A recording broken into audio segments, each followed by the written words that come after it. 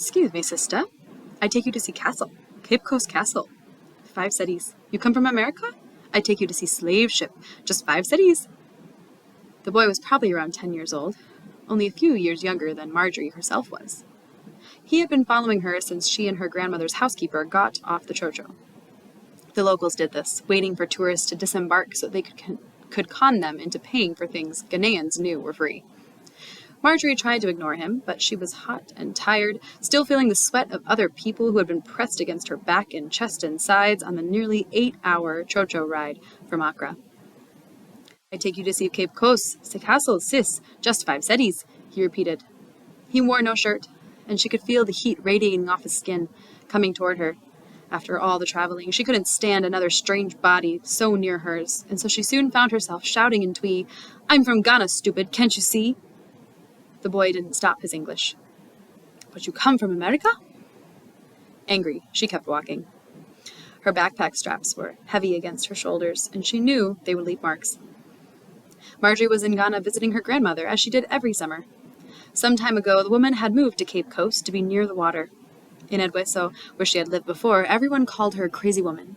But in Cape Coast, they knew her only as Old Lady. So old, they said, she could recite the entire history of Ghana from memory alone. "Is that my child coming to me?" the woman asked. She was leaning on a cane made of curved wood, and her back mimicked that curve, rounding down so the woman looked like she was in constant supplication. "Akwaba, Akwaba, Akwaba," she said. "My old lady, I've missed you," Marjorie said. She hugged her grandmother too forcefully, and the woman yelped. "Eh, have you come to break me?" Sorry.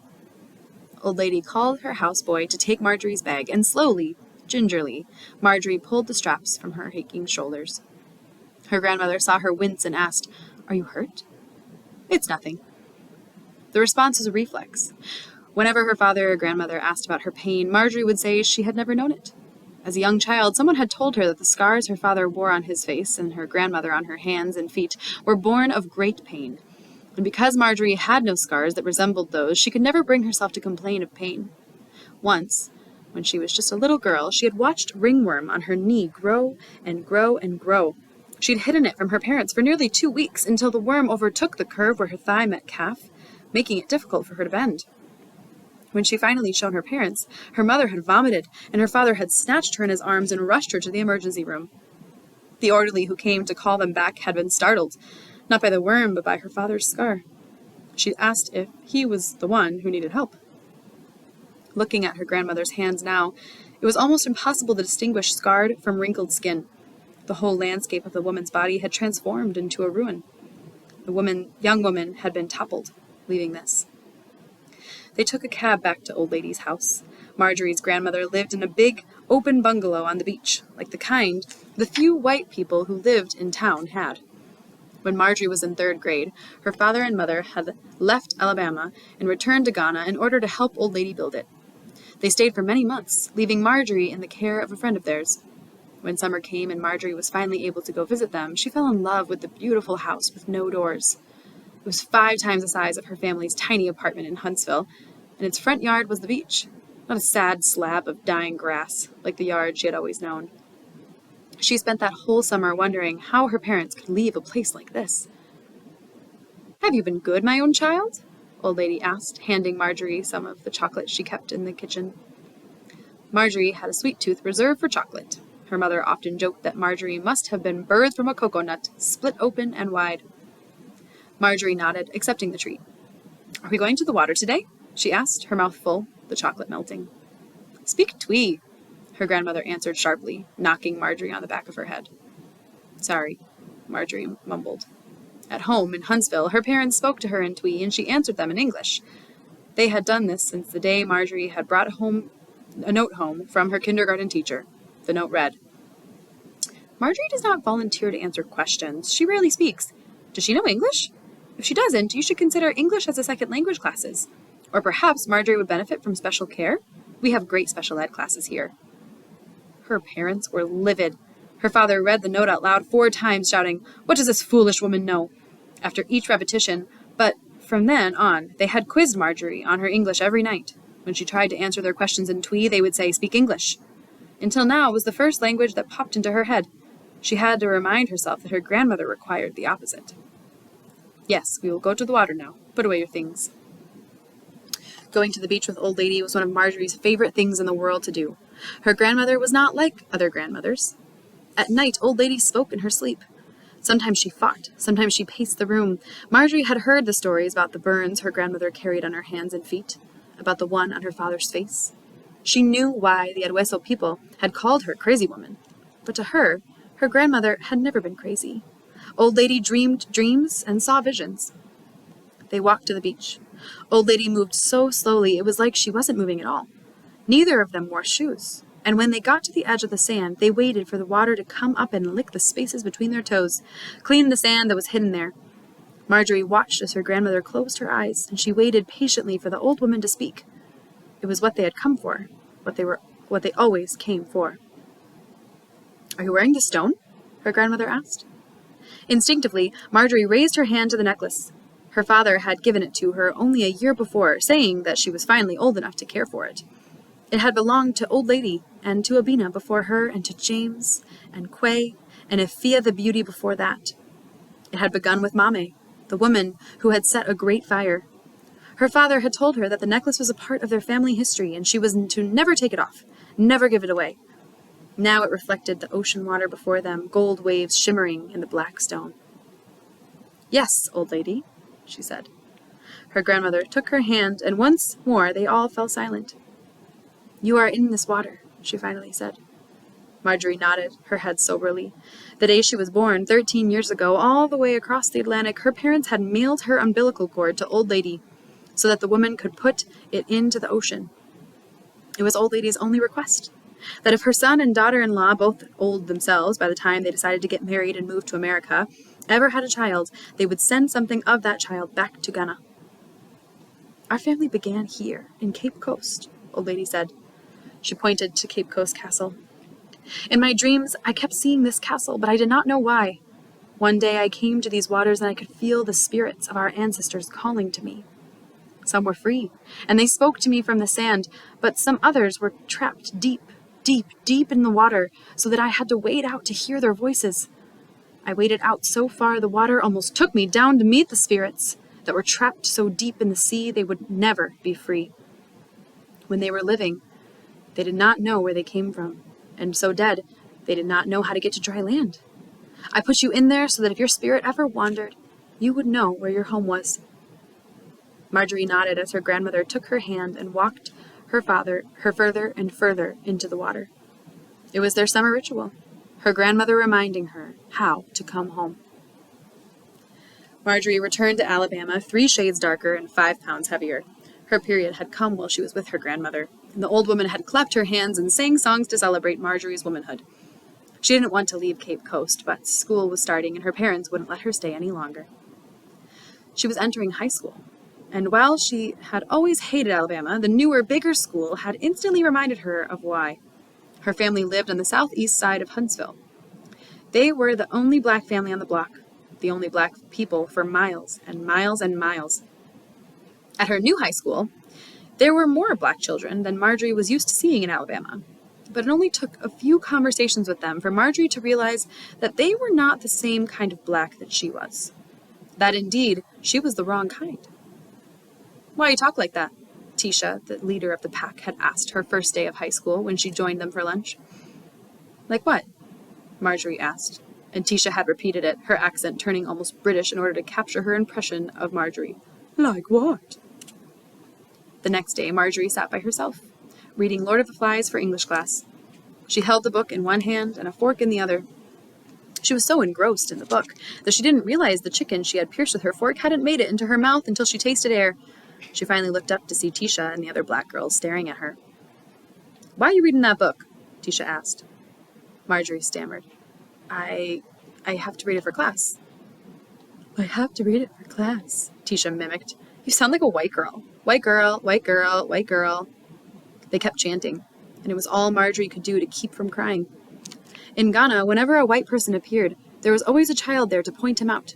A small group of children, dark and shiny in the equatorial sun, would extend their little fingers towards the person whose skin was different from theirs and shout, "Abroni! Abroni!" They would giggle, delighted by the difference. When Marjorie had first seen children do this, she watched as the white man, whose skin color had been told to him, grew shocked, offended. "Why do they keep saying that?" he asked the friend who was showing him around. Marjorie's father pulled her aside that night and asked her if she knew the answer to the white man's question, and she had shrugged. Her father had told her that the word had come to mean something entirely different from what it used to mean, that the young of Ghana, itself an infant country, had been born to a place emptied of its colonizers. Because they didn't see white men every day, the way people of his mother's generation and older had, the word could take on a new meaning for them. They lived in a Ghana where they were the majority, where theirs was the only skin color for miles around. To them, to call someone a brony was an innocent act, an interpretation of race as skin color. Now, keeping her head down and fighting back tears as Tisha and her friends called her white girl, Marjorie was made aware yet again that here white could be a way a person talked. Black, the music a person listened to. In Ghana, you could only be what you were, what your skin announced to the world. "Don't mind them," Marjorie's mother, Esther, said that night as she stroked Marjorie's hair. "Don't mind them, my smart girl, my beautiful girl." The next day, Marjorie ate lunch in the English teacher's lounge. Her teacher, Miss Pinkston, was a fat, walnut-skinned woman with a laugh that sounded like a slow build of an approaching train. She carried a large pink handbag that she would pull books out of unendingly, like a magician's hat. In her head, Marjorie called the books rabbits. "What do they know?" Miss Pinkston said, passing Marjorie a cookie. "They don't know a thing." Mrs. Pinkston was Marjorie's favorite teacher, one of 2 black teachers in a school that served almost 2,000 students. She was the only person Marjorie knew who had a copy of her father's book, The Ruin of a Nation Begins in the Homes of Its People. The book was her father's life work. He was 63 when he finished it, approaching 70 when he and her mother finally had her. He'd taken the title from an old Ashanti proverb and used it to discuss slavery and colonialism. Marjorie, who had read every book on her family's bookshelves, had once spent an entire afternoon trying to read her father's book. She'd only made it to page 2. When she had told her father this, he said that it was something she wouldn't understand till she was much older. He said that people need time in order to be able to see things clearly. "What do you think of the book?" Mrs. Pinkston said, pointing to the copy of Lord of the Flies that dangled from Marjorie's hands. "I like it," Marjorie said. "But do you love it? Do you feel it inside of you?" Marjorie shook her head. She didn't know what it meant to feel a book inside of her, but she didn't want to tell her English teacher that, lest it disappoint her. Mrs. Pinkston laughed her moving train laugh, leaving Marjorie to her reading. And so Marjorie spent 3 years this way, searching for books that she loved, that she could feel inside of her. By senior year, she had read almost everything on the south wall of the school's library, at least 1,000 books, and she was working her way through the north wall. "That's a good one." She had just brought down Middlemarch from the shelf and was taking in the smell of the book when a boy spoke to her. "You like Elliot?" Marjorie asked. She had seen him around recently, but she couldn't quite remember where. With blonde hair and blue eyes, he looked like a little boy she'd seen in a Cheerios commercial once, now grown up. He put his index finger to his lips. "Don't tell anyone," he said, and she smiled, despite herself. "My name's Marjorie." "Graham." They shook hands, and Graham told her about Pigeon Feathers, the book he was reading. He told her that his family had just moved there from Germany, and that his father was in the military, that his mother had died long ago. Marjorie must have spoken too, but she couldn't remember what she had said, only that she had smiled so much her cheeks ached. Before they knew it, the bell rang and lunch hour was over, and they went on to their next class. From then on, they saw each other every day. They read together in the library while everyone else ate lunch. They sat only inches apart at a big, long table that could have seated 30 or more, the many empty seats giving them no excuse to explain their proximity. They stopped talking as much as they had that first day. Reading together was enough. Sometimes Graham would leave a note with his own writing for Marjorie to find. They were mostly little poems or fragmented stories. She was too shy to show him the things she had written.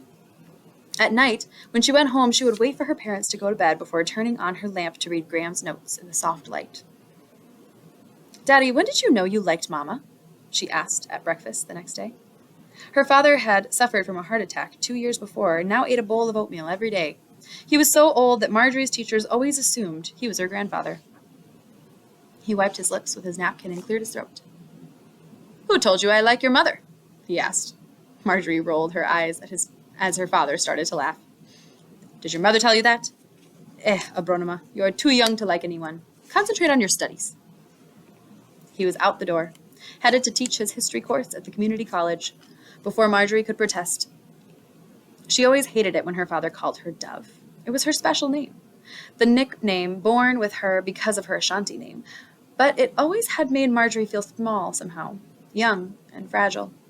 She was not small. She was not young either. She was old. So old her breasts had grown to the size of her mother's. So large she sometimes had to carry them in her hands when walking naked through her bedroom to keep them from slapping against her chest. What do you like?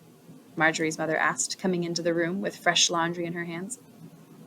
Though her parents had lived in America for nearly 15 years, Esther still would not use a washing machine.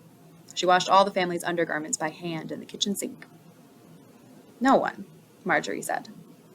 Has someone come to ask you to prom? Esther asked, grinning widely. Marjorie sighed.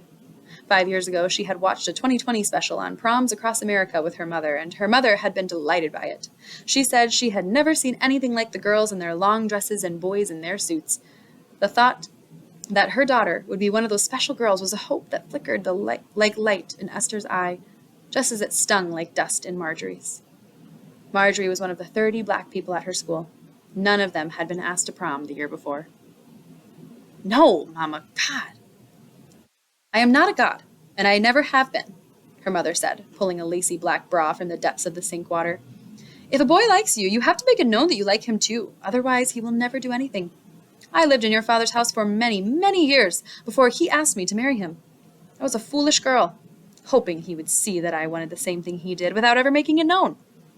Were it not for old ladies' intervention, who knows if he ever would have done anything. That woman has strong powers of will. That night, Marjorie tucked Graham's poem under her pillow, hoping she had inherited her grandmother's willpower, that the words he'd written would float up into her ear as she slept, blossom into a dream. Mrs. Pinkston was putting on a black cultural event for the school, and she asked Marjorie if she would read a poem. The event, called The Waters We Wade In, was unlike anything the school had ever done before, and it was to take place at the beginning of May, well after Black History Month had passed. All you have to do is tell your story, Miss Pinkston said. Talk about what being African American means to you. But I'm not African American, Marjorie said. Though she couldn't exactly read the look on Mrs. Pinkston's face, Marjorie knew instantly that she had said the wrong thing.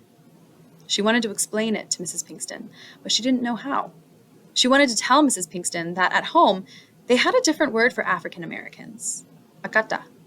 That Akata people were different from Ghanaians, too long gone from the mother continent to continue calling it the mother continent. She wanted to tell Mrs. Pinkston that she could feel herself being pulled away too, almost Akata, too long gone from Ghana to be Ghanaian.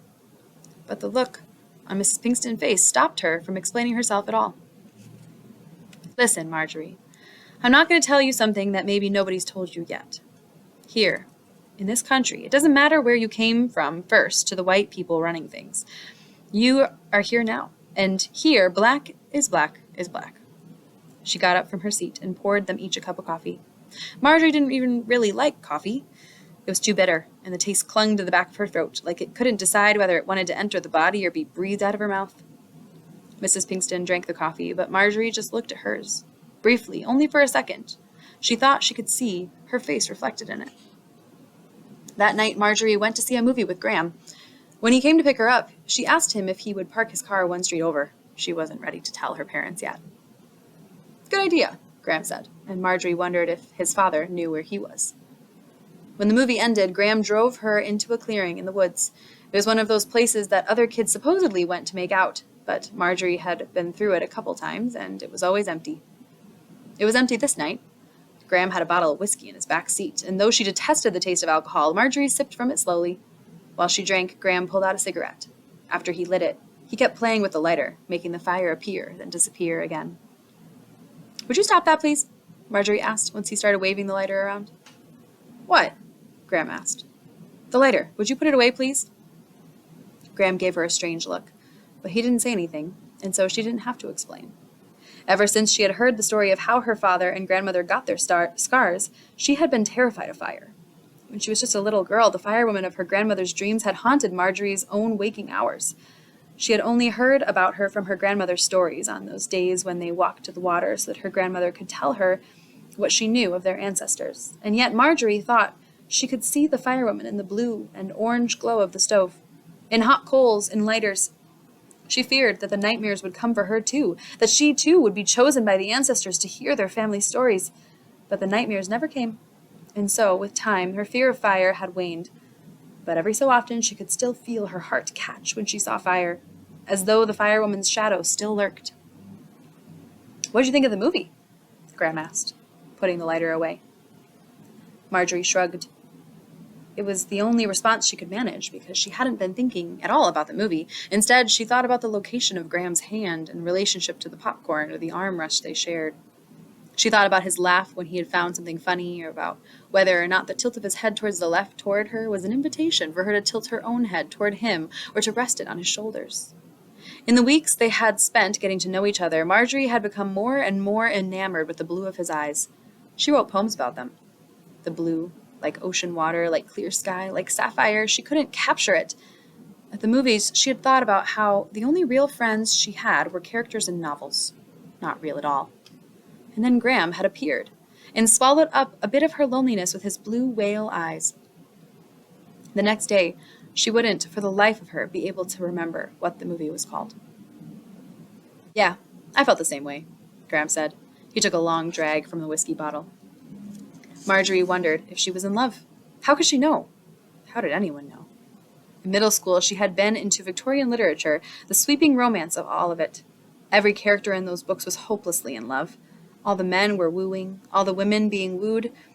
It was easier to see what love looked like then, the embarrassingly grand, unabashed emotion of it. Now, did it look like sitting in a Camry, sipping whiskey? "You still haven't let me read any of your writing," Graham said. He stifled a burp, passing the bottle back to Marjorie. "I have to write a poem for Miss Pinkston's assembly next month. Maybe you can read that one." "That's a few weeks after prom, right?" Her mouth went dry at the mention of the dance. She waited for him to say more, but he didn't, so she just nodded. "I'd love to read it. I mean, if you want me to." The bottle was back in his hands, and though it was dark, Marjorie could make out the deeply wrinkled lines of his knuckles, turning red from clutching. That week, the Bradford pear trees started to bloom. At school, everyone said they smelled like semen, like sex, like a woman's vagina. Marjorie hated the smell of them, a reflection of her virginity, her inability to liken the smell to anything other than rotting fish. Every year, by summer, she would grow accustomed to the smell, and by the time the blossoms fell, the smell would be nothing more than a distant memory. But then spring would come, and the smell would resurface, loudly announcing itself. Marjorie was working on her poem for The Waters We Wade In when her father got a call from Ghana. Old Lady was frail. Her caretaker couldn't tell if the dreams were the same or different. Old Lady didn't leave the bed as often as she used to. She, the woman who had once been afraid of sleep. Marjorie wanted her family to go to Ghana immediately. She stopped writing the poem, snatched the phone away from her confused father, an act that on another day would have earned her a knock on the head, and demanded that the caretaker put Old Lady on the phone, even if it meant waking her. "Are you sick?" she asked her grandmother. "Sick? I will soon be dancing with you by the water this summer. How can I be sick?" "You won't die?" "What have I told you about death?" Old Lady said sharply into the phone, her voice sounding stronger than it had at the beginning of their conversation. Marjorie tugged at the cord. Old Lady said that only bodies died. Spirits wandered. They found Asamando, or they didn't.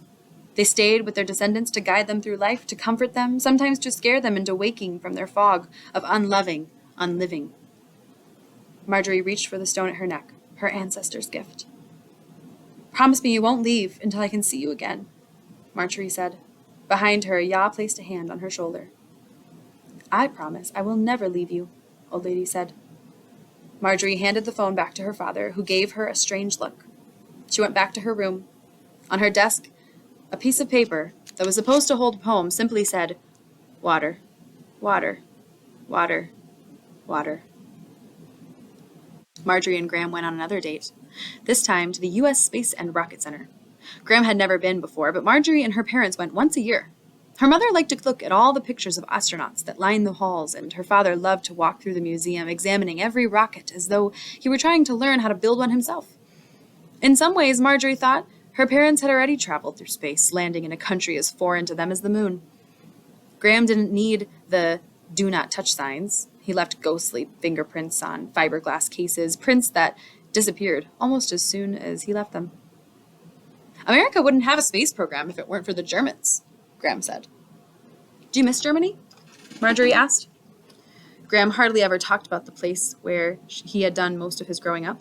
He didn't wear the country on his sleeve the same way she wore Ghana on hers. Sometimes, but military brats get used to moving around. He shrugged and pressed his fingers against a case that held a spacesuit. Marjorie pictured his hand pushing through the glass, lifting his body into the case, fitting him into the suit, then losing gravity until his body started to float up, up. Marjorie? What? I said, would you ever move back to Ghana? She thought for a moment of her grandmother and the sea, the castle. She thought of the frantic commotion of cars and bodies on the streets of Cape Coast, the wide-hipped women selling fish out of large silver bowls, and the young girls whose breasts had not come in, walking down the road's median, pressing their faces to windows of the taxis, saying, "Ice water!" and "Please, I beg." I don't think so. Graham nodded and started to move forward. On to the next case. Marjorie took his hand just as he was lifting to press it against fiberglass. She stopped him and said, I mostly just feel like I don't belong there. As soon as I step off the airplane, people can tell that I'm like them, but different too. They can smell it on me. Smell what? Marjorie looked up, trying to capture the right word. Loneliness, maybe? Or aloneness? The way I don't fit here or there? My grandmother's the only person who really sees me. She looked down. Her hand was shaking, so she let go of Graham's, but he took it back. And when she looked up again, he was leaning down, pressing his lips to hers. For weeks, Marjorie waited for word about her grandmother. Her parents had hired a new caretaker to watch her every day, which only seemed to infuriate her. She was getting worse. Margie didn't know how she knew, but she knew. At school, Marjorie was quiet. She didn't raise her hand in any of her classes, and 2 of her teachers stopped her to ask if everything was all right. She brushed them off. Instead of eating lunch in the English lounge or reading in the library, she sat in the cafeteria at a corner of a long rectangular table, daring anyone who passed by to do their worst. Instead, Graham came over and sat across from her. You okay? He asked. I haven't really seen you since... His voice trailed off, but Marjorie wanted him to say it. Since we kissed. Since we kissed. That day, Graham was wearing the school's color, an obnoxious orange, calmed only slightly by a soothing gray. I'm fine, she said. You worried about your poem? He asked. Her poem was a collection of fonts on a piece of paper, an experiment in box lettering, cursive, all caps. No, I'm not worried about that. Graham nodded carefully and held her gaze. She had come to the cafeteria because she wanted to be alone while surrounded by people. It was a feeling she sometimes liked, like stepping off a plane in Accra and being met by a sea of faces that looked like her own. For those first few minutes, she would capture that anonymity, but then the moment would drop. Someone would approach her, ask her if he could carry her bag, if he could drive her somewhere, if she would feed his baby. While she stared back at Graham, a brunette girl Marjorie recognized from the hallways approached them. Graham? She asked. I don't normally see you here at lunch. I would remember seeing you. Graham nodded, but didn't say anything. The girl had yet to notice Marjorie, but Graham's lack of attention pulled her glance away from him toward the person who had won it. She looked at Marjorie for only a second, but it was long enough for Marjorie to notice the wrinkle of disgust that had begun to form on her face. Graham, she whispered, as though lowering her voice would keep Marjorie from hearing. You shouldn't sit here. What? You shouldn't sit here. People will start to think... Again, a quick glance. Well, you know. No, I don't know. Just come sit with us, she said. At this point, she was scanning the room, her body language turning anxious. I'm fine where I am. Go, Marjorie said, and Graham turned toward her. It was as if he had forgotten whom he had been arguing for in the first place, as if he'd been fighting simply for the seat and not for the girl who sat across from it. Go, it's fine. And once she had said it, she stopped breathing. She wanted him to say no, to fight harder, longer, to take her hand across the table and run his reddened thumbs between her fingers. But he didn't. He got up, looking almost relieved. By the time Marjorie noticed the brunette girl slipping her hand into his to pull him along, they were already halfway across the room. She had thought Graham was like her, a reader, a loner. But watching him walk away with the girl, she knew he was different.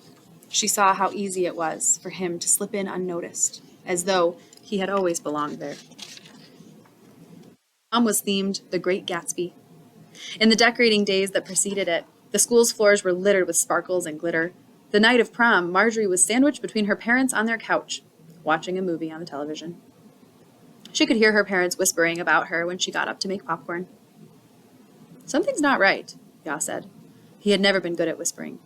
At regular volume, his voice was a boom from the belly, deep and loud. "She's just a teenager. Teenagers are like this," Esther said. Marjorie had heard the other LPNs at the nursing home where Esther worked talk like this, as if teenagers were wild beasts in dangerous jungle. Best to leave them alone. When she came back, Marjorie tried to look brighter, but she couldn't tell if she was succeeding. The phone rang, and she rushed to pick it up. She had asked her grandmother to call her once a month as an insurance, even though she knew it was cumbersome for the old woman to have done so. But when she answered the phone, she was greeted by Graham's voice. "Marjorie?" he asked.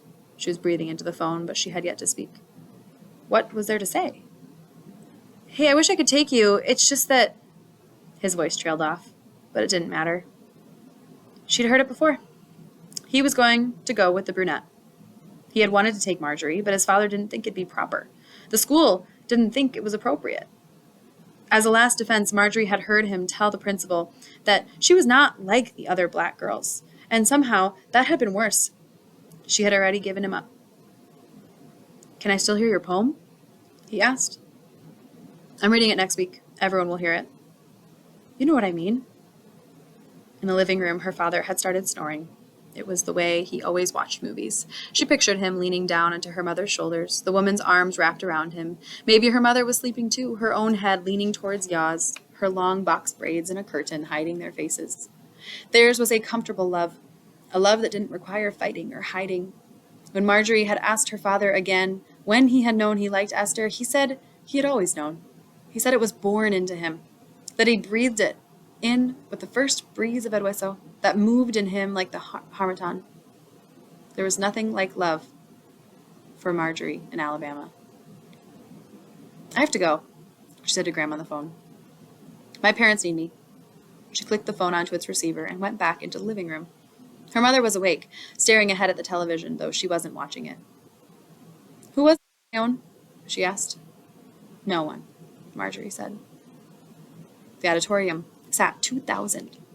From backstage, Marjorie could hear the other students filling in, the instant chatter of their boredom. She was pacing the room, too scared to look out past the curtain. Beside her, Tisha and her friends were practicing a dance to music that played faintly from a boombox. "You ready?" Miss Pinkston asked, startling Margie. Her hands were already shaking, and she was surprised she didn't drop the poem she was holding. "No," she said. "Yes, you are," Miss Pinkston said. "Don't worry, you'll be great." She kept moving, off to check on all the other performers. When the program started, Marjorie's stomach began to hurt. She had never spoken in front of so many people before, and she was ready to attribute the pain to that, but then it settled more deeply, a wave of nausea accompanied it, but both soon passed. This feeling came from time to time. Her grandmother called it a premonition, the body registering something that the world had yet to acknowledge. Marjorie sometimes felt it before receiving a bad test score. Once she got it before a car accident. Another time, she got it only moments before she realized she had lost a ring her father had given her. He argued that these things would have happened whether she had felt the feeling or not, and perhaps that was true. All Marjorie knew was that the feeling told her to brace herself. And so, bracing herself, she stepped out onto the stage once Miss Pinkston introduced her. She knew the lights would be bright, but she had not factored in their heat, like a million brilliant suns shining down on her. She began to sweat, passed the palm across her forehead. She set her paper down on the podium. She had practiced 1,000,000 times, under her breath in class, in front of the mirror in her bathroom, in the car while her parents drove. The sound of silence, cut by the occasional cough or shuffling of feet, taunted Marjorie. She leaned into the mic. She cleared her throat. And then she read, Split the castle open. Find me, find you. We, too, felt sand, wind, air. One felt whipped, once shipped. We, too, black. Me, you. One grew from cocoa soil, birthed from nut. Skin uncut, still bleeding. We, too, wade. The waters seem different, but are same. Are same. Sister skin. Who knew? Not me, not you. She looked up. A door had creaked open, letting more light in. There was enough light for her to see her father standing in the doorframe, but not enough for her to see the tears running down his face. The only promise old lady, Akua, the crazy woman of Arweso, broke was the last one she made. She died in the middle of a sleep she used to fear. She wanted to be buried on a mountain overlooking the sea. Marjorie took the rest of the school year off. Her grades so good, it didn't make much of a difference. She walked with her mother behind the man who was tasked with carrying her grandmother's body up. Her father had insisted on carrying too, though he was too old. His presence was more of a burden than a help. When they got to the gravesite, the people began weeping. Everyone had been crying for days and days on end, but Marjorie had yet to. The men began digging out to the red clay. 2 mounds stood on either side of the big rectangular hole, growing deeper. A woodworker had crafted Old Lady's coffin in wood, the same color as the ground. And when the coffin was lowered, no one could tell where it ended and the earth began. They began to return the clay to the hole. They packed it in tight, patting it with the back of the shovel once they had finished. The sound echoed off a mountain into the valley. Once they put a marker on the grave, Marjorie realized that she had forgotten to drop in her poem. Built from the dream stories Old Lady used to tell her when she walked Marjorie to the water. She knew her grandmother would have loved to hear it. She pulled the poem from her pocket, and her trembling hands made the words wave even though there was little wind. Marjorie threw herself onto the funeral mound, crying finally, "Me, mam yi, me mame, me mam yi, me mame." Her mother came to lift her up off the ground. Later, Esther told her that it looked like she was going to fly off the cliff, down the mountain, and into the sea.